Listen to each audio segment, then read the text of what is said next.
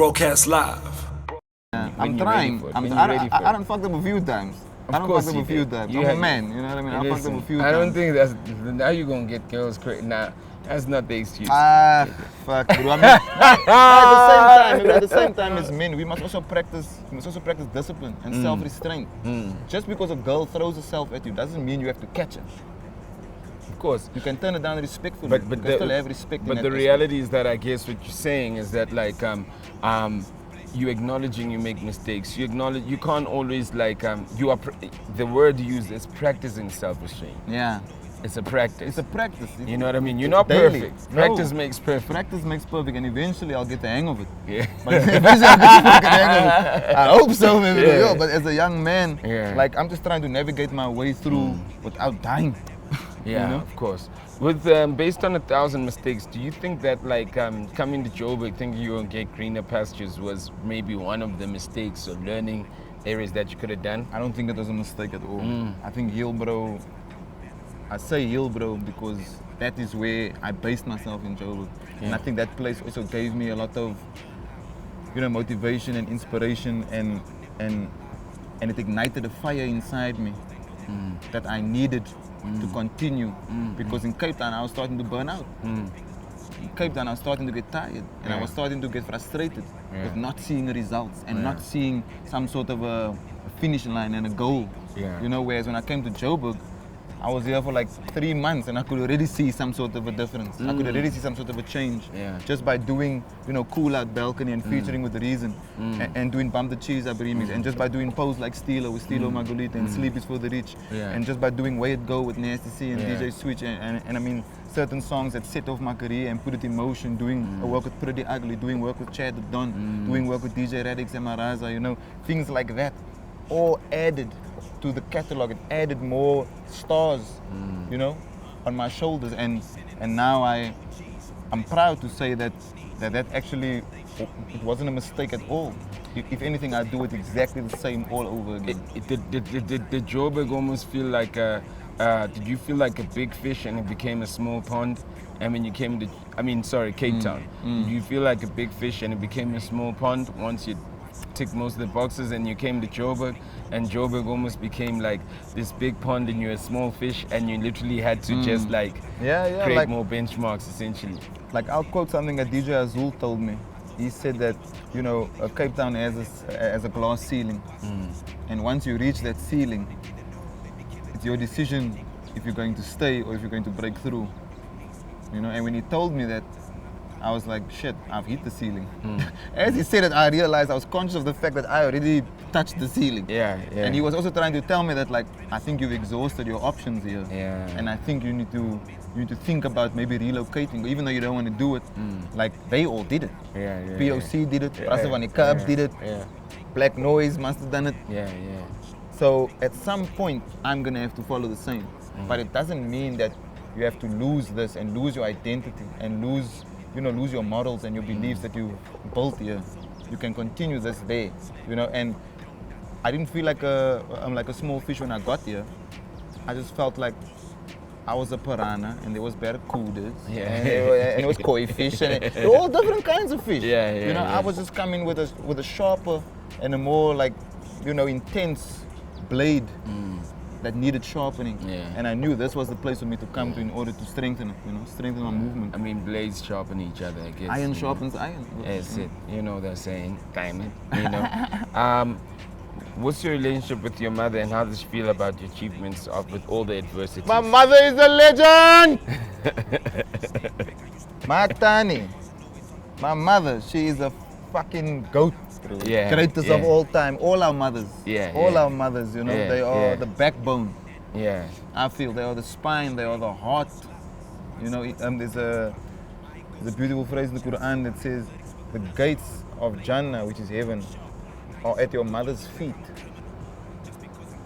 So that would only mean in order for you to attain heaven, you would have to bow down, because at your mother's feet. By placing it at the feet, even means that you must bend yourself, strain yourself, submit yourself, go down and praise your mother.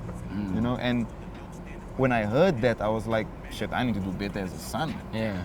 I need to do more for this woman. Because by that time I was already like 18, 19, 20 Yeah. years old. So I'm Yeah. like, shit, the gates of heaven are at her feet. Yeah. Oh goddamn, I gotta start learning how to cook. I have to clean the house more. I have to, you know what I mean? So there's nothing in this world that I wouldn't do for her. There's nothing she wouldn't do for me. There's nothing she hasn't already done. I feel like she exerted herself for me. How many of y'all are kids?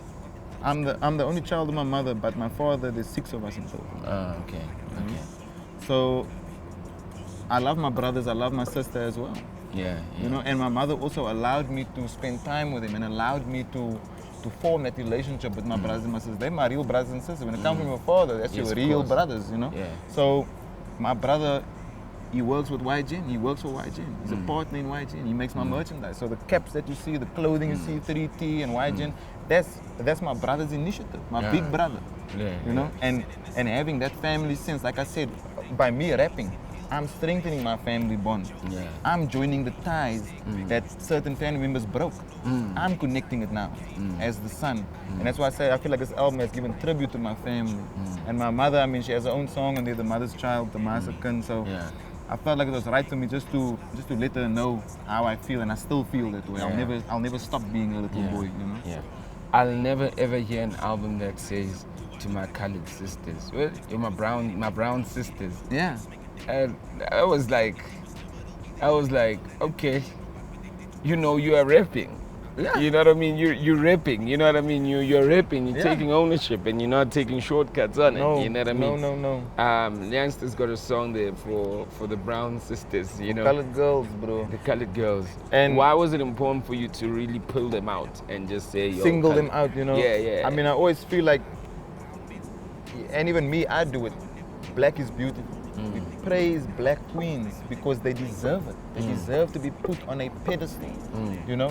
And this album just highlights the colored narrative, which is the same thing as you said about our cultures. It's the same thing. We've been divided by our government so that they could divide and conquer. The best way for them to have taken over this land of ours was to create an enemy amongst its inhabitants. Create a mutual enemy. It first used to be the white man. During apartheid, we were fighting the same thing. Before that, we were living together.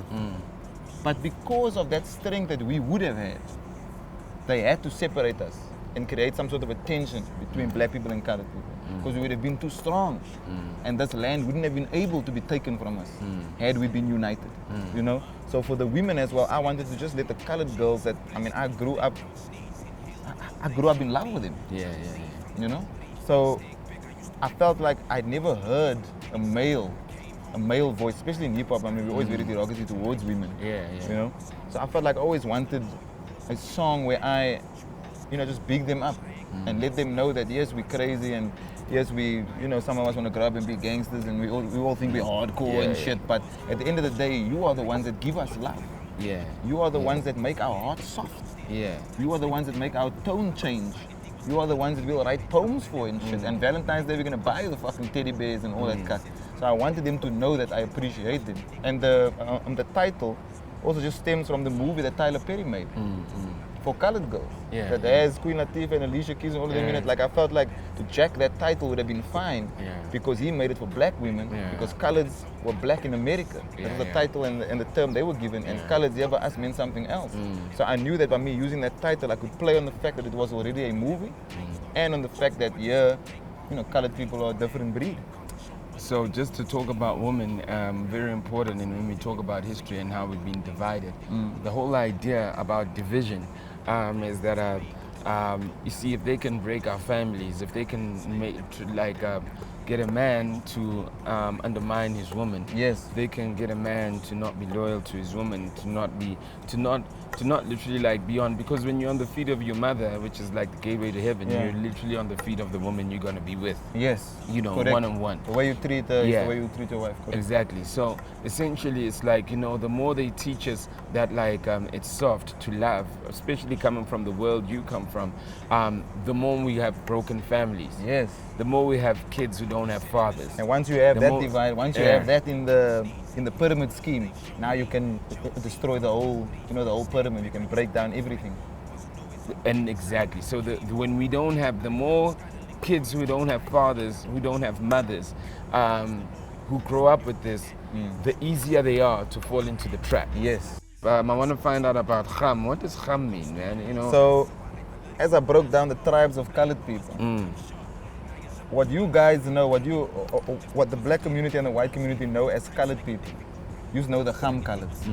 The ones with the no teeth, the ones with the big earrings, the taxi guys is screaming out, yes, why am over the captain? But I know you, but yeah, indeed.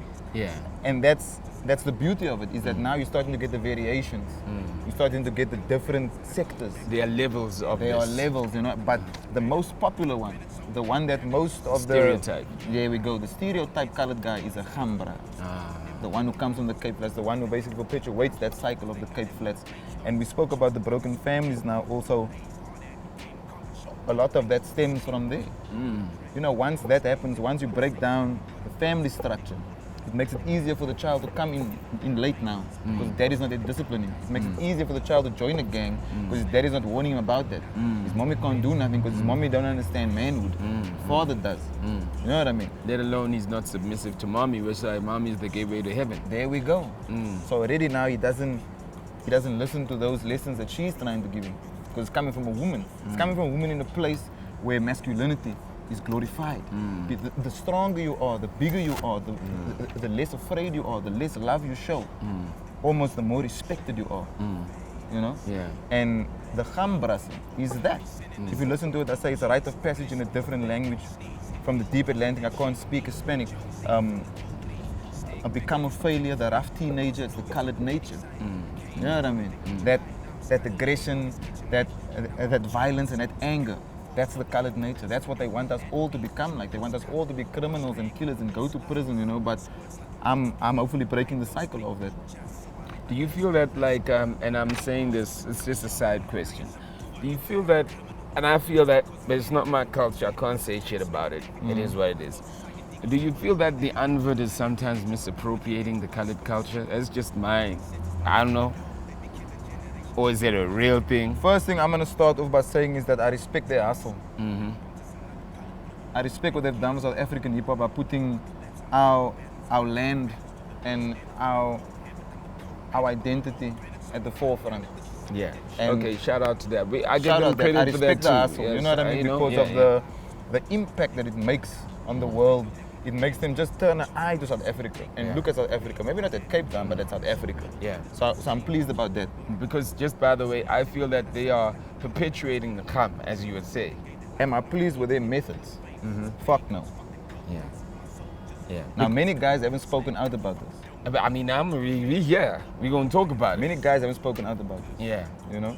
And I know their teachers, the Unverse teachers, I know their teachers are authentic. I know their teachers, the masters of that, of Kung Fu, not Kung Fu, Kung Fu. Shout out my man Jets Fanger for that one, was also a legend, bro. Yeah. The guys who originated that style, the Garlic Browns and the Scallywags and the Isaac Mutants and the Jets Fungers and the Yemo Beers and all those guys, the Creams, the Jerome Rexes, all those guys, they are the masters of that shit. The stuff you see the Unverse do, they are the originators of it. But because of the fact that the colored identity, as Khama highlights, is considered to be so like confrontational and violent and aggressive, people are almost not able to consume it because of the fear they have of it. Because the fear is real when a colored brother comes to put a fucking gun in your face and tell you to get out of the car. And if you don't get out, then he actually shoots you. Yeah. Fuck the car. Yeah. You know? So that exists. That happens on a day-to-day basis. So if you have a colored guy who's rapping about that, rapping it to you in Cape slang, a guy that come from the Cape Flats telling you that shit, you get scared. It seems realer because it is real. Yeah. Because you know what he's saying, he mean that shit. Because he loved that shit. Yeah. If not, he's living in that shit. It's around him. When the Unverse says it, it's entertainment. It's entertainment. It's a theater. It's a character. It's a caricature. This just happens to be the character that worked, the character that paid off.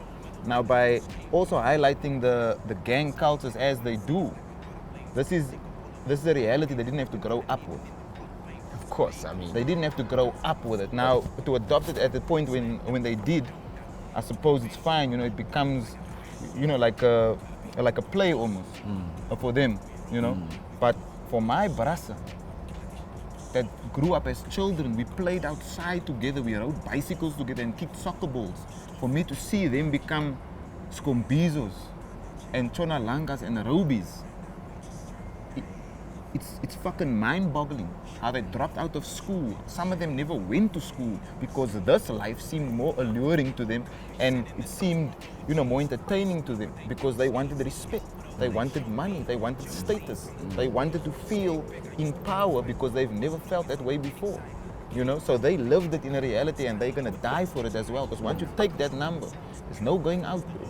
You can't tap out unless you find religion. And trust me, the Owens come check if you go to church. They come check if you go to mosque. If you say you're a spiritual man and you say you live in the number now for faith, so they're you gonna see come like check a number is in, obviously we're talking about the Android, but like a number is in the number whatever you claim from it. The reason I'm bringing the numbers in because his tattoos represent the prison markings that gang members would have to carry in jail. Right. Now, I know for a fact also that you can buy those.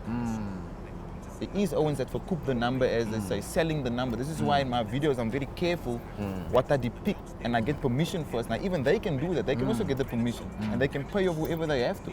So even some of these gangsters would allow them to use it, to use that image. But are the gangsters going back and claiming anything? Are they actually receiving any money now still? Are they receiving any, you know, benefit and praise? I don't know. Is the envoy bigging up, you know, the guys that's allowing them to showcase this to the world? I don't know. But from my side, that's the only problem I have with it. I have a problem with the fact that colored people have to suffer just for being colored. And then a white group can come along and literally hijack that whole identity, sell it, and we don't even get upset about that. And we're not even speaking out about that. It doesn't bother us. Instead, they want to raise me that I must stop what I'm doing and that I mustn't say certain things, that I mustn't say naya and I mustn't say this and that. But this man can say your master puss in a fish paste jar and that's fine. We've never ever brought that up. We've never mentioned the prison tattoos. We've never ever mentioned, you know, the gangsterism image that they have actually became multi-millionaires off. And yet if we do it, we will be, you know, burnt for it. Self-hate. We'll be hung for that shit. A colored man will never be successful off of trying to sell the world colored culture. That is what we've been made to believe. But a white man, maybe even a black man, maybe for them it can work. And we've seen it work for the white man already because the Antwoord is the biggest export from South Africa. And I'm not, like I said, I respect the hustle. I respect the moves because it's something that I couldn't achieve it. You know what I'm saying? Being with Kanye West, being with Travis Scott, that's not me. But it's not something that I hate them for. I just wish that we, as colored people, you know what it is? I mean, addressed it. I know you say maybe the black, because you still see colored people as in black. You know, black people can act like they got shit, but they don't have shit. They just like colored people. So let's just get that out the way. You know what I mean? So with that being said, it's as simple as you taking oranges or beer or like sugar cane, and when you are doing it as a black person, it's literally not good. And then a big company globally takes that beer and puts it in a can and packages it, and then boom, it's good. Now it's good enough. What we are experiencing for me with the Antwoord is exactly history repeating itself in culture, where, you know, we've been saying we run the land. We've been saying we've got this. But all the time we say that, we're not the ones that commercialize it. You know, it's like everyone that's literally taking out chickens, that's literally taking out food, gold, everything, and sold it back to us. It's the same thing that's happening right now, that like, here's a culture. We're rich in culture. Here's a culture, the colored culture. As much as you guys say, yo, that's ham or whatever the case, but here's a culture. And someone else is literally gone, I think I can. And saw and like, oh, this is good. I should use this because they're not.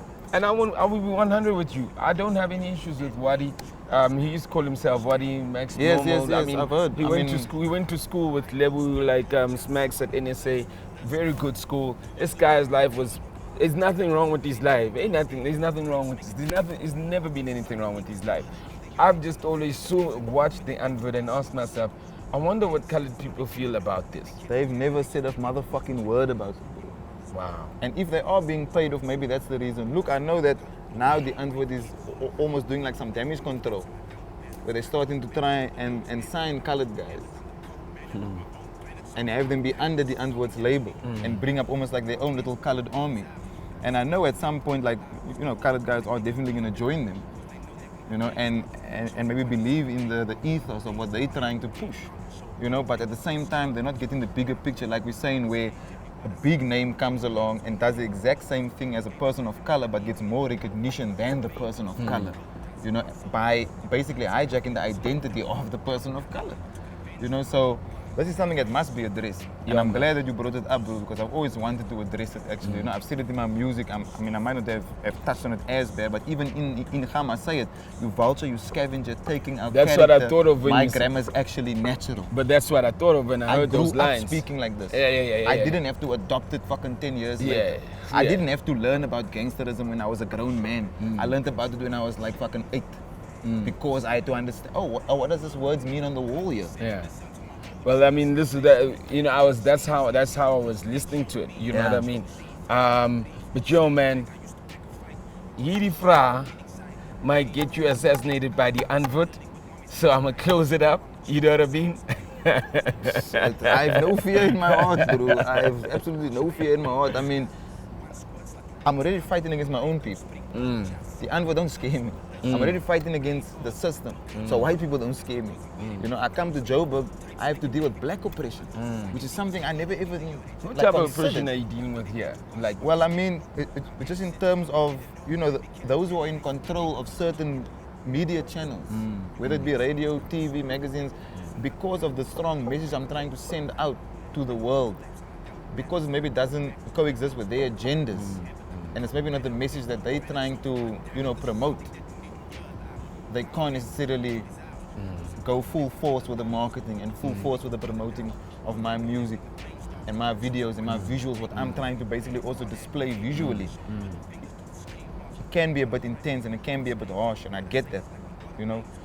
But I mean, at the same time, like I said, the greatest thing that they did in this country was turn black people and colored people against each other, because it was the greatest victory of the land by making us enemies instead of allies. And I feel like by me representing my people, it will show black people as well that yes, we have our own culture, but at the same time the struggles are exactly the same. It's an equal struggle. Yes, black people got it worse in apartheid, I will say that, most definitely. But the Cape Flats and the townships, the death toll is equal. Drugs are equal, alcoholism is equal, divorce is equal, women abuse is equal in those places. Just the difference is, one got a roof made out of bricks and one got a roof that's made out of corrugated tin. But neither one of them are living in absolute comfort. And who is? Yeah, man, I hope someone watches this and firstly removes the stereotypes between black and colored people. I had to call your grandfather out also, and just to say that. I mean, we had to get it out of the way, yeah, so to you know, understand what he was trying to say. Yeah, but like I just think that it's small things like that that make us divided also. Yeah. You know, so Most when I definitely. heard your grandfather, I said, that's a Hold problem. up. Yeah, you yeah, know what I hold mean? up. What's this? You Yeah. know what I mean? Yeah. So maybe I hope someone watches this and literally goes, oh shit, this is what it's like. You know, This is what they've been told. this is what what they've they've been made told. to believe. You know, black people think that they've that colored people are their enemies, and that we think we're better. yeah, you know? black people think they have this and they good, but they still struggling. They also struggling, You know, bro. colored people think that they might have straighter hair, better hair, lighter complexion, whatever the case be. But the truth of the matter is They that will never be accepted by the white world. we Never will- ever. Well, I don't even care about being accepted in the white world. Is that like they do. we are all struggling? Some of them do, yeah. Well, some colored people really They want really to be wanna accepted be by the white accepted, bro. world. But what we want to say is that we got to come together. Yeah. We got to unite. Most definitely. We got to put our ideas together. We got to literally create solutions. And black is black. You know. Okay. Black Brown is brown. And brown is brown. Salute. Brown is brown. Brown is but, brown. But it's because look. We all brown. But look, I'm not. Yes. I'm not black. No, I'm, you bra- know I'm what? brown. That's the thing. Brown yeah, is brown. So This is brown. it, yeah. Okay. Okay. Cool. We Under should the, actually change it from black to brown. then there's gonna Just be a war. imagine how Then we- there's gonna be just another imagine, war. just There's imagine. gonna be Okay, another war. done. Let's just say. Just know that yeah. the thoughts and ideas held in this interview are those of the individuals speaking for themselves, and none of them are held by Slick on Life Entertainment. Thank Not you at very much all. for knowing that. But black is black. You know, there was a Salute. song called Black is Black. Yeah. Black is black. You know, even in America, the Puerto Ricans, they're all going through the same Yeah. struggle. With it. No black doubt. is black. No doubt. You know what I mean? Yeah. And even black, they say the word, yeah, this is my niggas. yeah, and black You know? is killing each other. Yo, man, And bro. black is impoverished. only ones losing. And black doesn't have anything. We're the only ones And losing in this where the whole thing. problem starts is that I said you colored. Yeah. I said you Zulu. I said you Xhosa. And if you look at who's the ones that also said it, Who's the one that actually like who's told the us one that that we're gave the tribes? titles, yeah. If you look at those ones also, you'll notice that most of the time it wasn't even the people that were in those tribes. It was always somebody who had a smarter idea or thought they had a smarter idea in order to separate, and create some sort of tension. Because once you put someone this side and someone that side and something in the middle of value, now you have a war on your hands, And I'm going to end this interview by saying, colored people feel like they're not black enough to be accepted and they're not white enough to be accepted. So they're somewhere lost in this gray area. But I'm going to end it off with the way my grandfather ended off the album. The haves must look after the have-nots. Yeah, I heard that. If you have in abundance, see to your poor. Because as the rich, you must help the poor out of the murky waters. Because out of the murkiest water comes the whitest lily. All the lily requires to survive is the nutrients from the mud. And lilies get sold for a shitload of money in Woolworths. I've seen it. Yeah. So I know that even though we are faced with so much destruction and turmoil and devastation in our lives as people of color, I know that out of these situations, like you said about diamonds, out of these situations come guys like Silico, come guys like Youngsta CPT and your amazing team and my amazing team. And without those circumstances that we went through, we wouldn't have been able to be the people we are today. So I'm also thankful that I experienced certain things in my life. I didn't grow up in poverty. I didn't grow up like in hell. For the most part, I created my own hell. Yeah. I brought certain things upon myself for wanting to fit in and be accepted. But I realized that out of those experiences through my life, it made me the person I am today.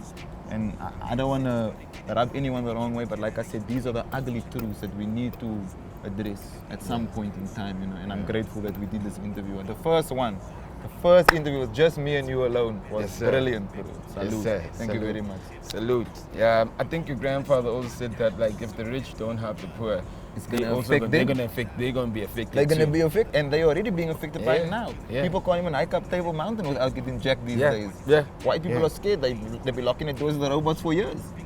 So they're already seeing the aftermath of what they have created for themselves. But we hope for the best, and things take time. Yes, sir. Yo, nice one. We done. It's the balcony with can go Youngsta sleep now. CPT. It's been fucking real. Yes, sir. Let's get together. Black is black. Salute us. That's all I'ma say. Brown is beautiful, and so is black. I love it. Black and brown is one thing. As one. Salute, salute. Indeed. Broadcast live